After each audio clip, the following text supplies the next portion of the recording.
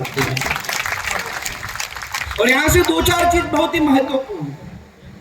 जब मैं गुजरात में आंदोलन कर रहा था और उस वक्त मुझे गुजरात से 6 महीने के लिए बाहर भेजा गया तो मैं उत्तर में रहता था। हमारे पुष्कर जी डांगे ने मुझे 6 महीने के लिए घर दिया था और काफी उनको तकलीफ भी होती थी, लेकिन समाज का लड़का हूं, समाज का भाई हूं और वो मेरे समाज के बुजुर्ग हैं, ये मान के मुझे 6 महीने के लिए उनके घर पे रुकने का मौका मिला था। और इस बात को मैं हर वक्त माथे पर ऋण लेकर घूमता हूं कि राजस्थान के डांगी पाटीदारों ने मुझे 6 महीने के लिए आसरा दिया था और उस ऋण को कभी चुकाना पड़ेगा, तो उसी के लिए मुझे यहाँ बार बार आना भी पड़ेगा। और उस टाइम राया भाई वगैरह डूंगरपुर, बांसवाड़ा से, सलूम्बर से, उदयपुर मुझे मिलने के लिए आते तो टीएसपी क्षेत्र की बहुत बात करते थे कि हमारे वहां पंचायत से लेकर पार्लियामेंट तक हमारे डांगी पाटीदार पटेल कभी चुनाव नहीं लड़ सकते, उनको नेतृत्व का अधिकार नहीं मिलता, शिक्षा की बात हो, रोजगारी की बात हो, ये प्रॉब्लम है। और उस समय मैंने उस पर काफी चर्चाएं भी उन लोगों से की थी और खासकर जितने भी लोग यहां से बोले, जब भी कोई बात हम करें तो उस पर हमें ज्ञान जरूर होना चाहिए। ये जो टीएसपी की जो बात है, टीएसपी की बात को लेकर हमें काफी चर्चाएं तो जरूर करनी है, लेकिन उसका ज्ञान भी हम लोगों को होना चाहिए। हमें टीएसपी हटाने की बात नहीं करनी चाहिए,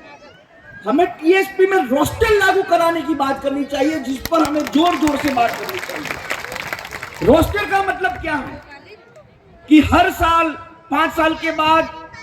कभी एससी का है, कभी एसटी का है, कभी ओबीसी का है, कभी जनरल का है। अगर रोस्टर लागू होगा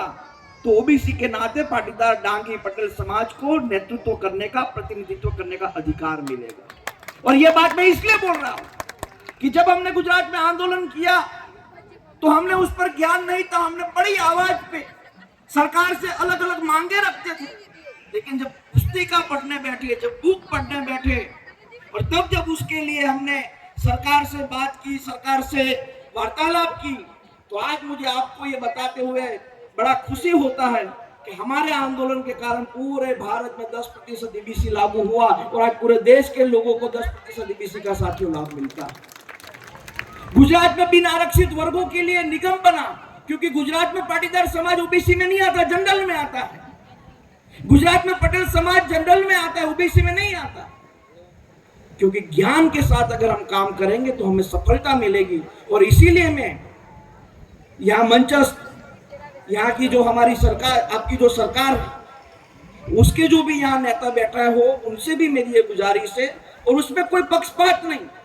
दोनों पार्टी के प्रमुख लोग जो डूंगरपुर में रहते, उदयपुर में रहते, बांसवाड़ा में रहते, उन लोगों के साथ वहां जाके सरकार से बात करनी चाहिए और यहां से नोटिफिकेशन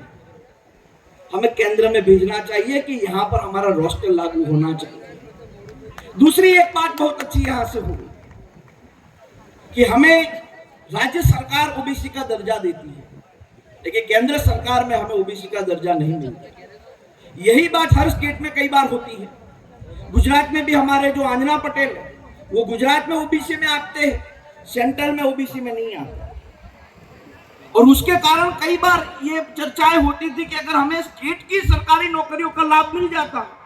लेकिन जब सेंट्रल की सरकारी नौकरियों में जब भाग लेना हो तो हमें जनरल में जाना पड़ता।